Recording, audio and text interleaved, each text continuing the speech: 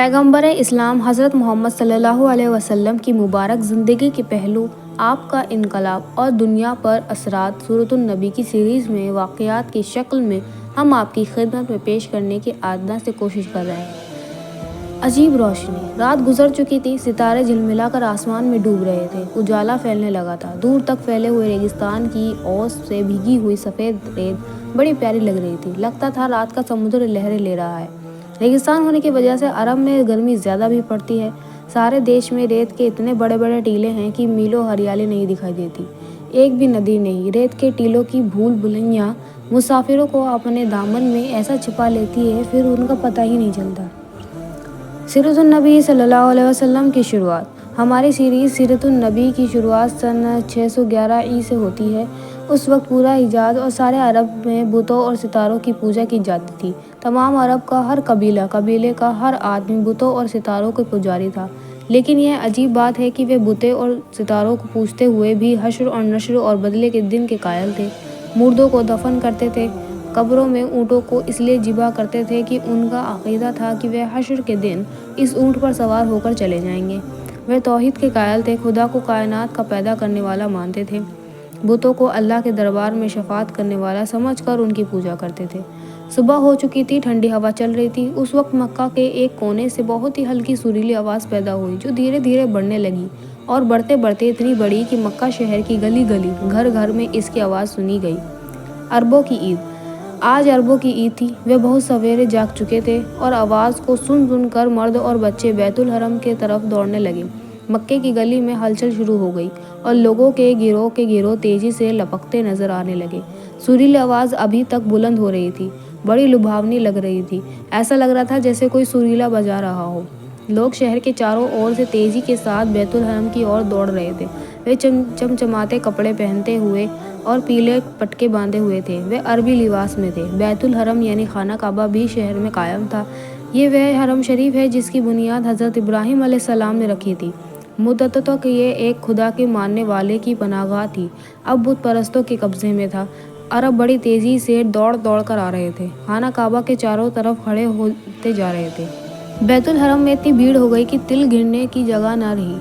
हर कबीले अपने अपने चहीते बुतों की ओर दौड़ा। वहाँ बुत भी सैकड़ों थे, अलग अलग जगहों पर वे रखे हुए थे। अजीब अजीब शक्लों के थे, काले लाल सफ़ेद। बाजा अभी तक बज रहा था। बुतों का रुसवा होकर गिर पड़ना। अब घंटे, शंख और झांझ भी बजने लगे थे। हर बुत पत्थर के चबूतरे पर गड़ा था और हर बुत के सामने उसका पुजारी बैठा था। तमाम बुतों के सामने बहुत से लोग सजदे में पड़े हुए थे। अबू तालिब, अबू लहब, हमजा और अब्बास खाना काबा की छत पर चढ़कर हब्बुल के सामने जा पड़े। बुत परस्ती का ऐसा मंजर शायद ही किसी की नज़र से गुजरा हो। अभी ये लोग सजदे ही में पड़े हुए थे कि तेज हवा के झोंके चलने लगे। हुआ रेत के जर्रों को उठा कर उड़ने लगी।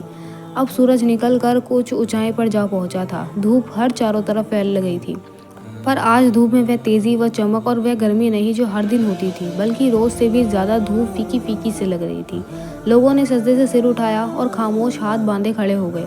अभी से लोग खड़े ही हुए थे कि हवा में और तेज़ी आ गई। सभी ने घबरा कर आसमान की तरफ देखा। आसमान लाल अंगारा हो रहा था, जैसे उसमें आग लग गई हो और बाग के शोलों ने उसे लाल बना दिया हो। लोग हैरत और गौर से आसमान को देखने लगे। देखते ही आसमान का रंग लाल स्याही में बदलने लगा, बिल्कुल उस तरह जिस तरह आग के बाद धुएं के गोल माहौल को अंधेरा बना देते। पुजारियों ने थोड़ी बुलंद आवाज़ से कहा, रो गिड़गिड़ाओ बुतों के पुजारियों, खूब रो, बुतों से इस बला को दूर करने के लिए दुआ मांगो। रोने की एक आम आवाज़ बुलंद हुई। लोग चीखने और चिल्लाने लगे। रो कर बुतों ने इस बला से बचे रहने की इल्तिजा करने लगे। सूरज जैसे छिप गया था, दिन रात में बदल चुका था, कोई चीज़ नजर न आती थी।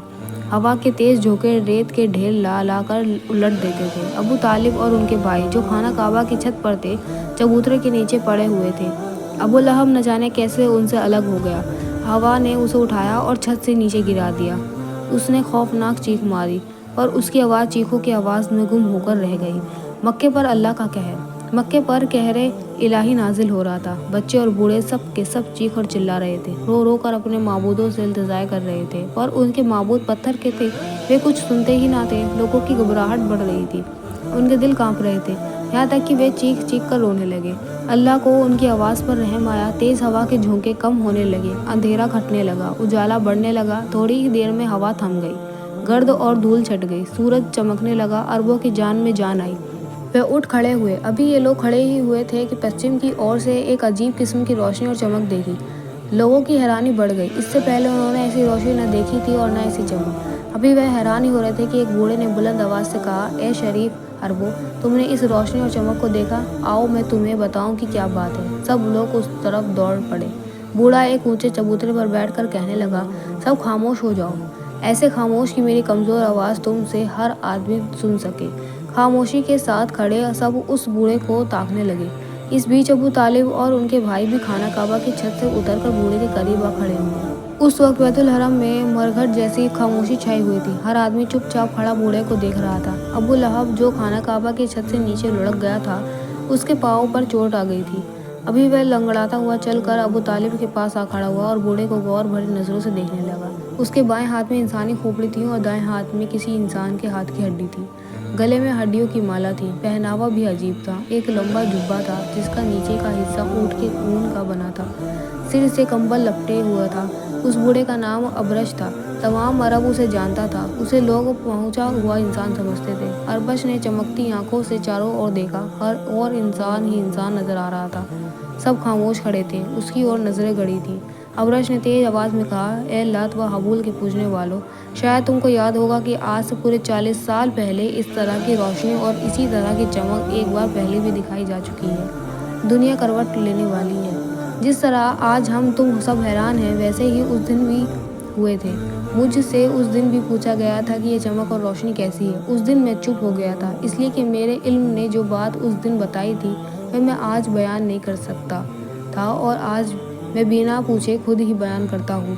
लोग बड़े ध्यान से उसकी बात सुनने और विचार करने लगे। अबरश ने कहा, देखो, मेरे हाथ में ये इंसान की खोपड़ी है और ये हाथ की हड्डी है। मैंने इन्हें उस मैदान में पाया है जहाँ बनु बकर और बनु तगलब जैसे ज़बरदस्त कबीलों की लड़ाई पूरे 40 साल तक जारी रही। मुमकिन है कि दुनिया उस लड़ाई को जहालत का करिश्मा बताए, लेकिन अरब जानता है कि अच्छी तरह जानते हैं कि ये जहालत की लड़ाई न थी, बल्कि खुददारी और इज्जत और नामूस की हिफाजत के लिए लड़ी गई लड़ाई। ये सही है कि हमारे कबीलों में एका नहीं है, वे बिखरे हुए हैं। हर गांव, कस्बे और शहर का हाकिम अलग है, मगर हमारा एका भी मुनासिब नहीं है। जब हम एक हो जाएंगे तो हमें एक दूसरे से दबना पड़ेगा। इससे हमारी खुददारी को धक्का लगेगा और यह बात हमारी रिवायतों के खिलाफ है। अबरश तकरीर कर रहा था कि लोग बड़े गौर से सुन रहे थे। उसने आगे कहा, ए अरब के सुख्तो, इस खोपड़ी की ओर देखो। इस खोपड़ी ने मुझे आगे की बातें बता दी हैं। दुनिया करवट लेने वाली है। एक बड़ा इनकलाब होने वाला है। हमारे माबूदों को रुसवा किया जाने वाला है। गैरतमंद अरबों, क्या तुम अपने खुदाओं की जिल्लत पसंद करोगे? हर ओर से आवाज़ें आईं, कभी नहीं, हरगिज़ नहीं, आखिरी सांस तक नहीं।